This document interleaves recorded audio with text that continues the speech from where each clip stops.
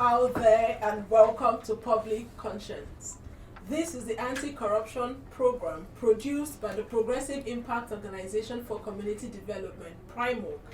PRIMOC is a civil society organization with a mandate to promote good governance, participation, and accountability in Nigeria. I am Adaobi Obiabumo with Chidozie Ogbonnaya. Welcome to the program. On Public Conscience on Radio, we seek to evolve a corruption-free society through the amplification of corruption stories reported by our partner media organizations and drawing citizens and government attention for democratic actions against it. We also promote integrity by focusing on rare cases of the display of honesty by public and private individuals in the course of their normal activities. The MacArthur Foundation supports the production of this program. Today we will be discussing payment for jobs in government ministries, departments, and agencies, and the huge problem it continues to expose Nigeria to. It is no more news that Nigerians seeking employment in government establishments needs to know somebody who knows somebody to get a job. There are many stories of employment fraud happening amongst job seekers and even people who are already employed in Nigeria. Let's start from a recent report released by the Office of the Auditor General of the Federation, which shows that 17,558 officers of the Nigeria Police Force have future dates of employment. This report was published by the International Center for Investigative Reporting, ICIR. And according to the report, 405 officers were allegedly employed in the Nigeria Police Force before their dates of birth. And review of the normal role of the Nigeria Police Force shows that 74 of their officers are under the age of 18, which contravenes public service rules. Unfortunately, the said contraventions have cost lots of funds to the federal government through input errors or payroll fraud. The program today will once again aim to draw the government and citizens' attention to the thriving employment scam in the public sector and the obvious danger the corruption is exposing Nigeria to. For you listening to us, if you have not been affected by corruption in the recruitment process in the public sector before now, maybe your loved ones have. That is why this discussion is important to everyone. So we ask, have you been asked to pay for a job before? Have you ever paid for a government job before? Why do you think job scams don't seem to be reducing in the public sector? And are you under any pressure to pay for a job for yourself or someone related to you? Be ready to join us through phone and text messages in the course of the conversation.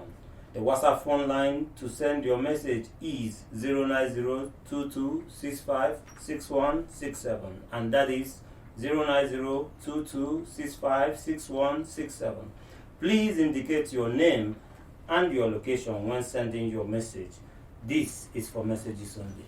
We have heard of stories of job sales for as much as between 500,000 naira and 3 million naira, depending on the MDA and its profile. Have you been a victim? Will you pay for a job if that is the only way to get your desired job? Will you report to the police, EFCC, or ICPC if you are asked to pay for a job? Please begin to send your messages as soon as possible to 0902 265 6167. That is 0902 265 6167. The numbers to call will be given shortly. Let me quickly remind you that an investigative report published by the International Center for Investigative Reporting, ICIR, in January revealed that 17,558 officers of the Nigeria Police Force have future dates of employment.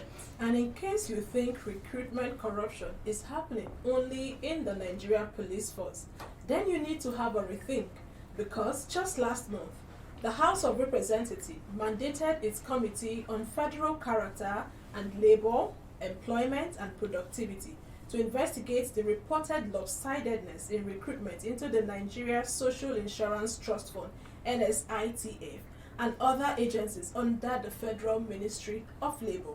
As a country, the effect of our flawed recruitment system is visible, and the consequences can be felt in the obvious low output and inefficiency we see in the public service. Joining us in the studio to discuss job scams in government ministries, departments, and agencies is an investigative journalist with the International Center for Investigative Reporting, ICIR, Lukman Abolade. Welcome to the program. Thank you. We also have the convener of the Good Governance team, Tunde Salman. Thank you for joining us. You're welcome. Thank you. We will start today's conversation with the ICIR reporter, Lukman Abolade. Could you give us an overview of your report? Earlier in January, the Office of the Auditor General of the Federation released a report on non-compliance of MDAs and weakness in internal control. In this report, we have a series of allegations against our public agencies.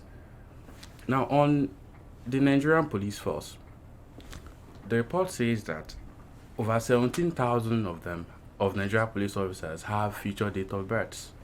It says that some of them are under the age of 18, which of course we all know that is illegal. So it brings us to a question that how many police officers do we even have in Nigeria? Who are being paid? Where is the money going to? And who are in charge of these things? Talking about the ripple effect of that investigation, people who are being paid, the impact it's having on the payroll. But let's dig in more by you telling us about the other disturbing issues raised in the report, the contraventions and the breach of public service law. The recruitment of persons under the age of 18 contravenes with the public service rules. The paragraph 020205 of the public service rules says that to be eligible for appointment into the federal public service, every applicant must not be less than 18 and not more than 50 years of age. That is a clear contravention of the Nigeria Public Service Rule. That is one. Secondly, the date of birth. Now, the Public Service Rule 020108 also states that date of birth recorded on appointment by an officer shall not be changed throughout the career of the officer. But now we have over 17,000 of them who have future date of births. Those are the major rules. And in the public service rules, it says that it amounts to a serious contravention of serious misconduct. And the Office of the Auditor General recommended that those who should be sanctioned must be sanctioned. But if we are going to look at it, it is not a case of the Nigerian police force only. We should also call out the IPPIS system, which is the integrated payroll and personnel information system, because we know the Nigerian police force does not make payments directly to its officers. So how did this happen? Is there some sort of payroll fraud? Is there some sort of connivance between the Office of the Accountant General and the Nigerian police force? And I also want to remind Nigerians of a particular time when during the budget defense, when the Minister of Police Affairs was asked, how many police officers do we have? And then that day it created some sort of disagreement in the House. If you do not know the number of officers that you have, how do you budget for them? So it is not a matter to be taken lightly as far as I'm concerned. Thank you. Okay. So the problem dates back to the database, the lack of database. Yes. In your earlier submission, you said that the NPF, that's the Nigerian Police Force, Yes, employed officers before their date of birth, and also over 17 million have future date of birth. Could you explain 17,000. 17,000 have future date of birth. Could you explain that? Yes, it means that, of course, I don't know how they got those figures, but of course, what it means is that some people have been in the force before the date of birth in their files. Could it be that they submitted fake date of birth? Because from what you just said, applicants are not supposed to be employed before they are 18, so it should be between 18 and 50. Between 18 years and 50 years, you join the force when you're 18 as an adult, and you retire at 50, right? But if they do not have, they have future date of birth, or their date of birth, there's an issue with the date of birth, could it mean that they submitted fake documents? Well, where I come from, there is a big market of affidavits of date of birth. So, of course, it could be that. And also, it could also be the issue of input error and lack of proper data. So, I feel that these two factors would be the major reasons why these things are happening. Some might have submitted a wrong date of birth. Some might submit something and then maybe during the process of imputing this data, then it is changed or there are errors. But I strongly believe that before payments are made to these operatives of the Nigerian police force, there should be some sort of check. It is not handled by a single person. As far as we know about public service, we know there are processes, there are hierarchies. So how did this slip through all of these processes? And these guys get paid. They get salaries, they get other benefits, emoluments, and the likes. How is this going on?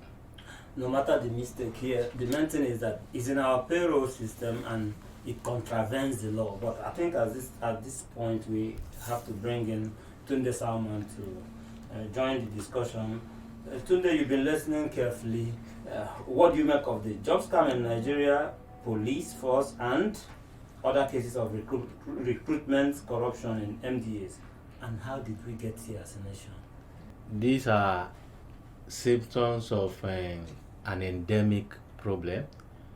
I could recall about 10 years ago, my previous organization did what we call an exploratory study, trying to dig into this. What is the situation? What is the challenge? What is the pattern? And it was revealed that the issue of jobs for sale is indeed a reality across several MDAs. From even the Federal Civil Service or National Civil Service Commission, a whole lot of rackets happens there.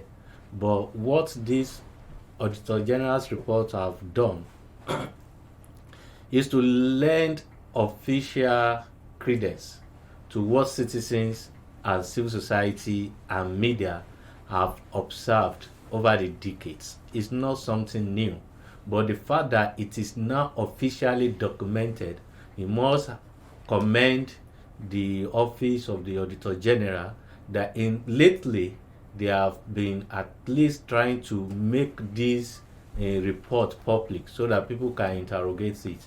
And secondly, I agree with him that there are a lot of issues on documentations. Generally, we have a very poor documentation in the country. Even if you look at it, we don't have an official fighter statistics in terms of birth and death registrations. That made people to go to court to go and be swearing affidavits almost every day that my date of birth is in March 16, is March 15, is March 17, which creates a kind of gaps and lacuna that people deliberately exploited.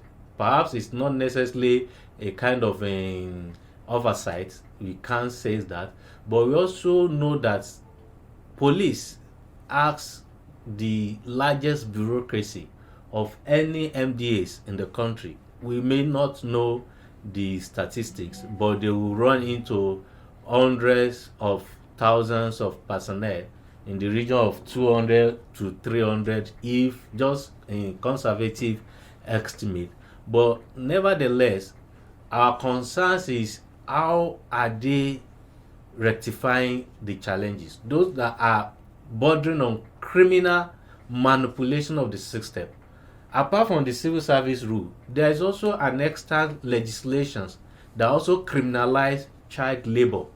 The Child Rights Act, which define child, somebody from the age of 0 to 18, in the context of Nigerian Child Rights Act, that also domesticated the African right of the children, clearly define who a child is. That's why you cannot recruit somebody below the age of 18. For instance, a country can have different definition of who is a child, who is a youth. You understand? We can have different chronology. Some countries have reduced the age to 16, some have increased it to 21. That's not the issue. But the extant law stipulated that 18 is the minimum age. And if you now recruit somebody into a law enforcement agency below that age, there is an infraction somewhere which somebody must answer. Then issues of trying to reform the IPPIS, the payroll system. These are issues that have been within the old public finance management for the last 15 or thereabouts years. You understand? Up till now, this has not been effective, or this has not been completed, or there is a deliberate effort somewhere to rip off. This is what I can say. But I believe the authoritative findings of the Office of Auditor General should serve as a worry to all those people who have the duty to rectify these issues we are facing. In terms of, for me, maybe the definition of future date of birth could be somebody, you understand, I mean, is in anticipatory or in arrears. But we all know that there is a gap. It's creating a kind of wastages and linkage from the public resources, the resources that are not even available. These are resources we are borrowing. These are resources to have enabled us to render other services that are critically needed. We are now using it to pay ghost workers, so to say. Secondly, we must also address the issue of recruitment into public services. A public MDA is an equal opportunity employer. And even Nigeria has signed on to various international instruments by ILO that frown at job for sales, that you don't pay any money in order to get recruited.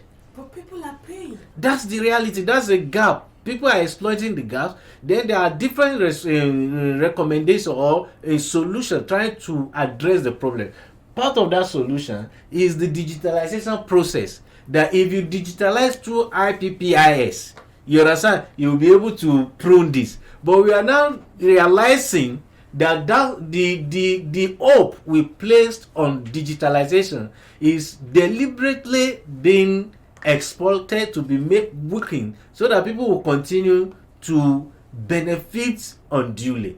We need to also understand what is the modus operandi of this so-called job bracketing. Is it institutionalized? Is it systemic? Or is it ad hoc? Sometimes they will tell you, no, there is no recruitment. Most government agencies will tell you there is an embargo on recruitment. But at the same time, they will say, no, it is substitution or is replacement or what they call. And in that process, a lot of underhand takes place. How can you guarantee, for instance, the dedication or the professionalism of somebody who have paid for a job? You understand? There is a linkage where we see that it seems we are having a system collapse. System collapse because the process of even getting people in is not necessarily meritocratic, and it's not even based on affirmative principles. Trying to see, okay, where are the gaps? That's the federal character supposed to rectify. But we know that in that processes, the laws or the principles are very explicit and trying to be equal opportunity. But that gap between practice and policies because of the agency of humans being who want to manipulate the system for their own benefits. That's for me as a civil society person and as a good governance advocate. Is now how do we now make these authoritative reports from the office of the Auditor General to rectify the problem, because it's a recurring. If you are having a recurring problem every year, the other time they say we cannot find arms. How many arms and ammunition were missing from the same police? They said over 100 and something crude. There was a time they said we could not find a whole ship in the ocean, which is not a pin. You understand that you cannot trace, meaning that it is a deliberate effort, and we are now seeing the impact of those corruptions in our daily life. We are feeling it. You could not get fuel, you could not get electricity, you cannot move from one place to another. It is not because these things are natural, it is artificial and can be corrected. And the people that have authorities to act on this report, first, the Public Account Committee of the National Assembly, how effective are they reviewing, or are they deliberating or engaging the report from the office of the Auditor General? Those that have criminal basis, are they referring it to those who have mandate to do prosecutions? You understand? Those that need to reflect on system strengthening. And I've seen and I've said that the digitalization of this is one element, but there is a problem because there are some people, there is a human element that is deliberately orchestrated to weaken the system further. You have talked about the Public Accounts Committee, the anti-graft agencies.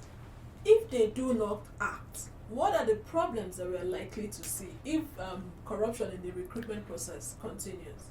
There is we have been experiencing this over the years. You understand? If somebody who in the first instance should not even be qualified gets recruited into the system, the mindset is not it will not be about service. It's about personal gain, pecuniary gain. You understand? Then come to do with also training. Did they now also use incentives like paying for promotions and training?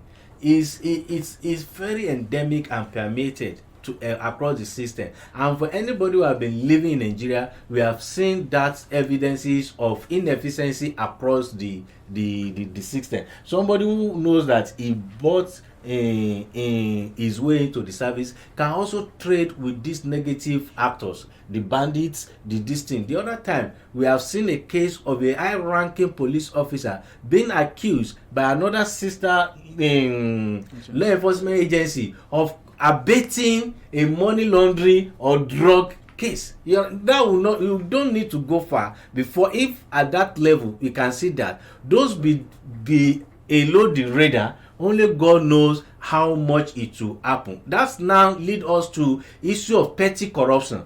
Because when you now define corruption, the grand corruption that the big political actors, politically exposed people used to engage with, the petty one that involves collecting money from the motorists, doing, abating all this kind of petty crime, you have seen it. It has now justified, or it has now romanticized corruption as a culture or as a way of life. Even though I did not subscribe to a kind of a doctrine that say no, we are a born criminal, or criminality is in our DNA. There is nobody who is a born criminal. It is socially contextualized. And that was the problem they faced in the US in the 60s when they said blacks are criminal. Until sociology started telling us no, nobody is born criminal. You understand? It's acquired.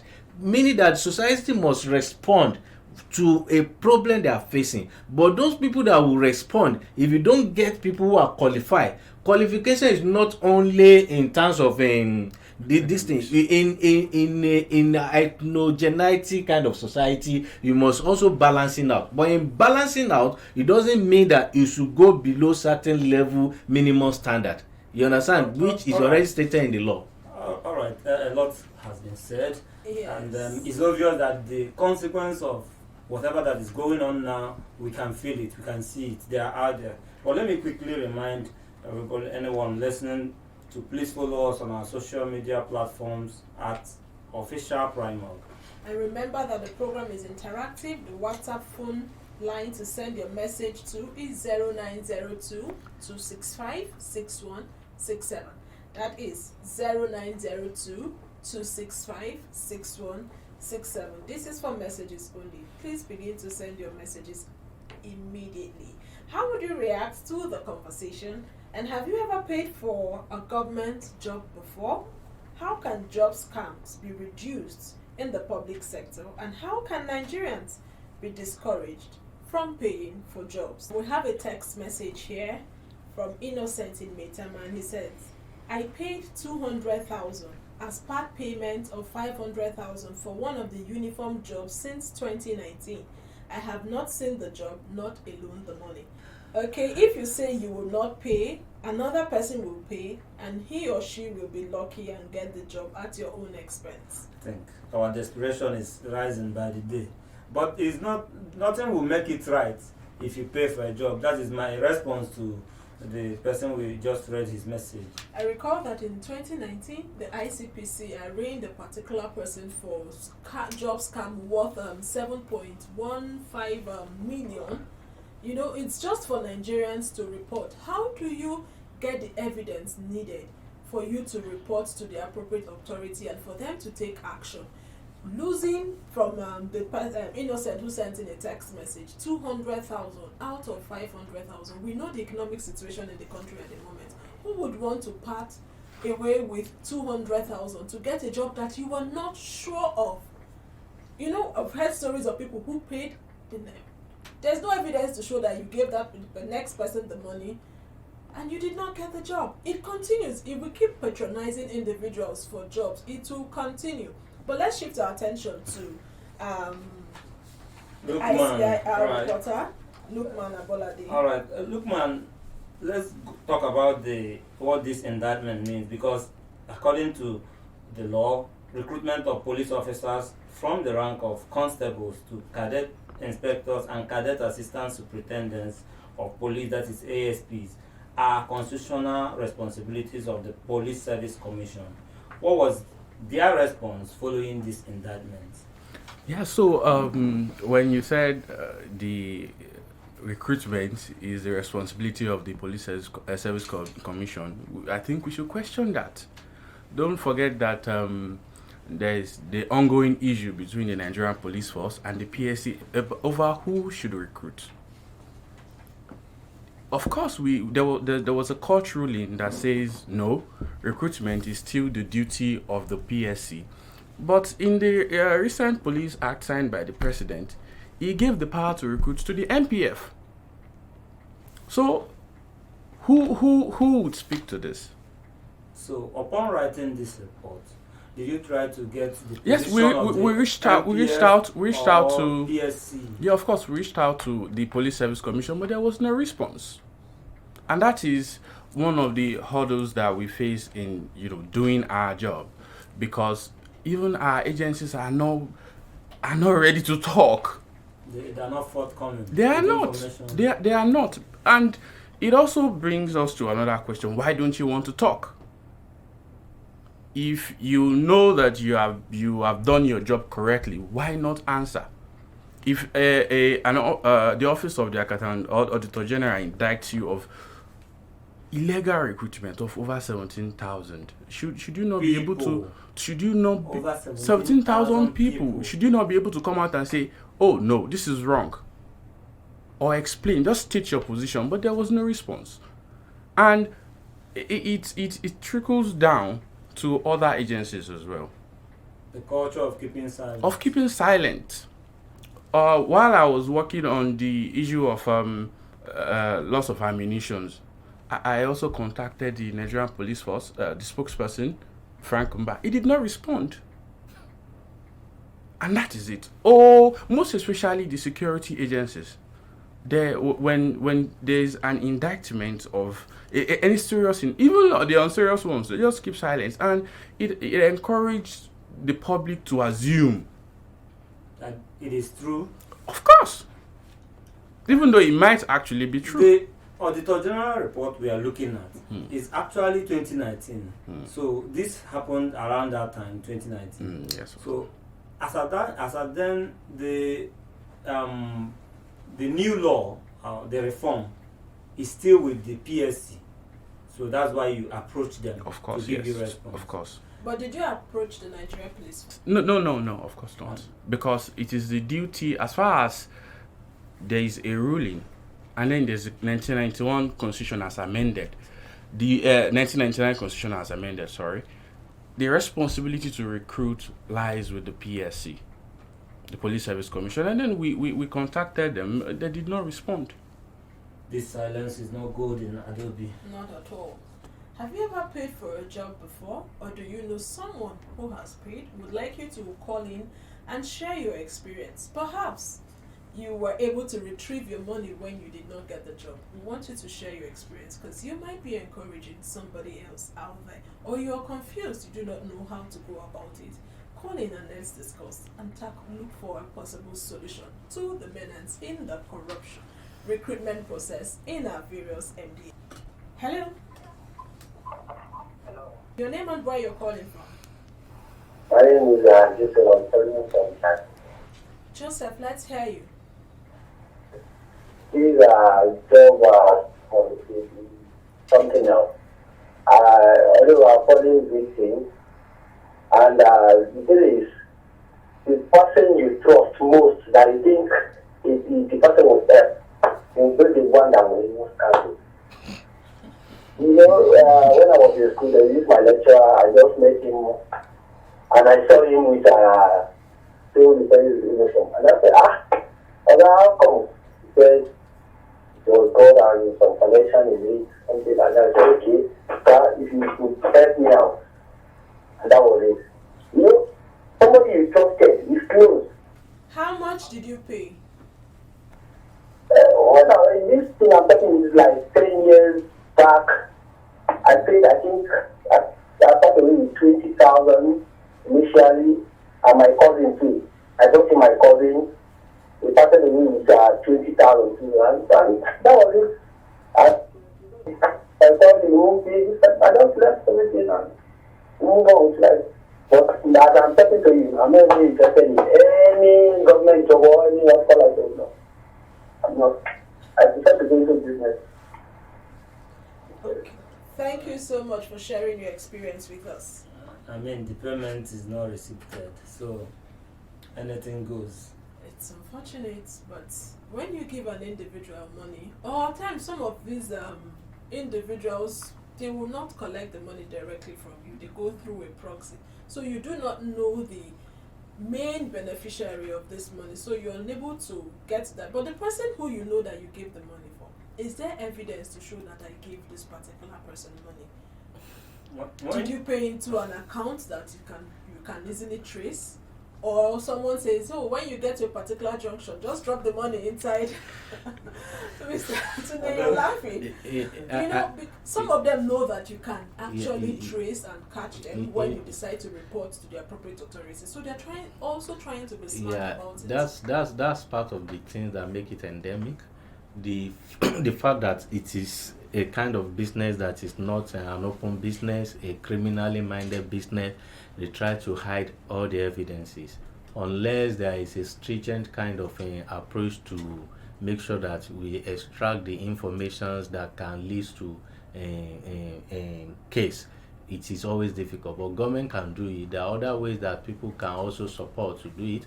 There could be a kind of dedicated helpline where people who have been victims of this kind of exploitation can report.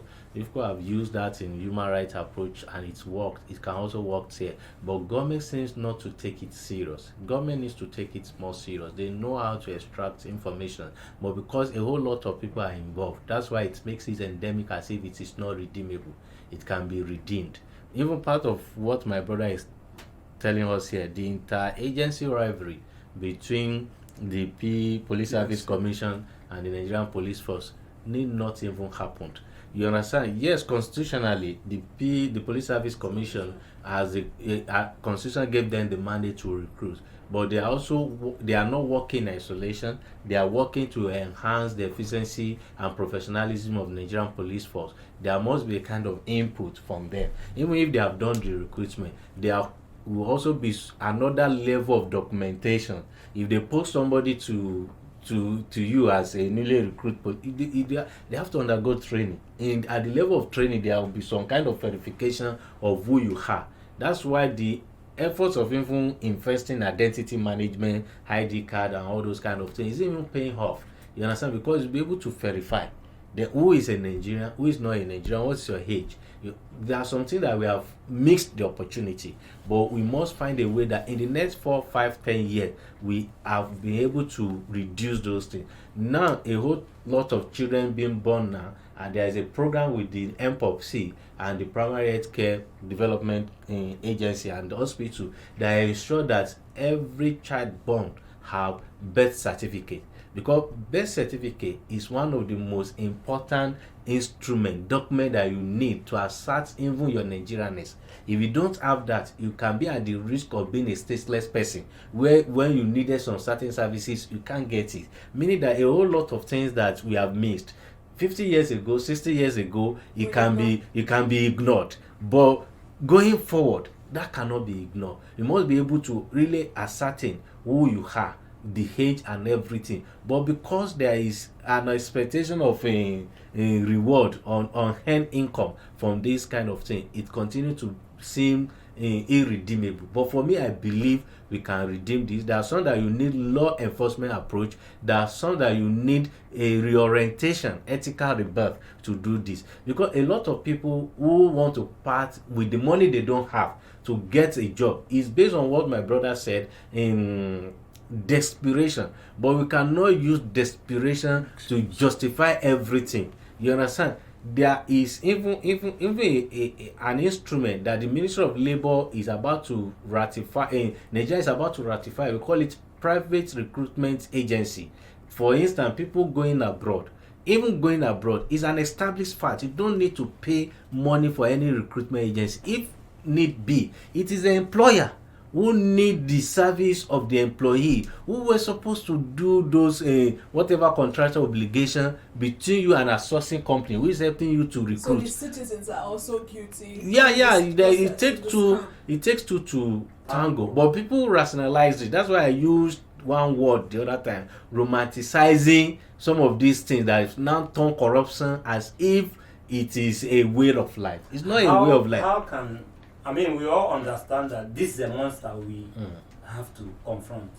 How should the government confront it? Government must show in word and action that there is a zero tolerance for job for sales.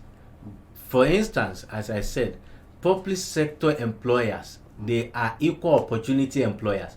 And once you place any orders, whether you collect money from people, whether through, you understand, you are already creating a challenge. Even these people that you said the members of National Assembly give a letter is part of the problem we are facing. Okay. You understand? Then the ICPC also have to uptake their corruption risk assessment to include the recruitment process. The corruption is not only in the procurement and every other thing. It can also come from recruitment process. From the corruption risk assessment study. Sorry, please hold on. Hello? I'm Joshua. Let's hear you, Joshua.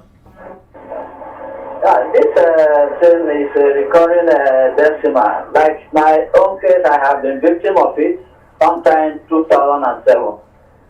But what the people, all these syndicates are doing each time now is they use proxy, just like you mentioned in the course of your analysis. And because of that is what makes the payment to be always on the high side. The real source person may be requesting for say 100,000. He will tell Mr. A, who will now ask 50,000. Mr. A will go and tell Mr. B, who will ask 50,000, and it will bid up. But in my own case, I couldn't retrieve my money.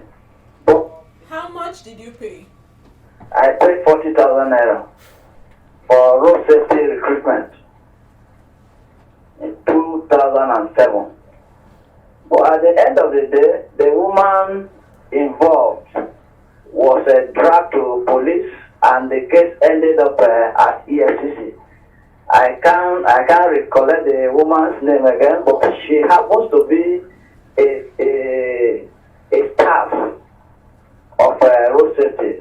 That makes the case very complicated. At the end, she lost her job. And the case drags at, yes, why I read about it on the newspaper until it ended. It's quite unfortunate, but the airlines in this country, they are the cause of all this problem. When you are being pushed to the wall, you will write application endlessly, even when you are called for interview, you ended up not being given the job, making people to find the alternative route. That people are being scammed on daily basis. Okay, thank you so much for your contribution, and it's good to know that the lady in question lost her job in as much as you couldn't retrieve your 40,000. But thank you for your contribution. So let me briefly come to Lukman. I mean, you've been on the field. We all know this, but from this, what you found out on the field this time, what do you think is driving this recruitment fraud or corruption in public service, and how can we begin to change the ugly narrative? Yeah. Well, so of course, this is not an excuse, but I think according to the National Bureau of Statistics. Hello, your name and where you're calling from?